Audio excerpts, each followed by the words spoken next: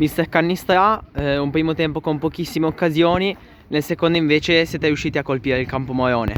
Sì, primo tempo poche occasioni, ma abbiamo gestito secondo me molto bene la palla, abbiamo fatto la partita nel modo giusto.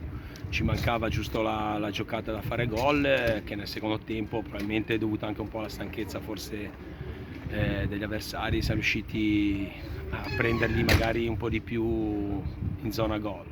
Però ti dico, secondo me abbiamo fatto una grande prestazione, quella che ci voleva in questo momento, anche perché eravamo un po' rammaricati dai 3 punti persi domenica scorsa a Canaletta al 94esimo, quindi oggi ci voleva una grande prestazione, l'abbiamo fatta. Quindi soddisfatto della prestazione? Sì, pienamente soddisfatto della prestazione, che a me poi è quello che interessa, il risultato viene di conseguenza, quindi nel momento in cui facciamo la prestazione ad alti livelli credo che i risultati arriveranno sicuramente.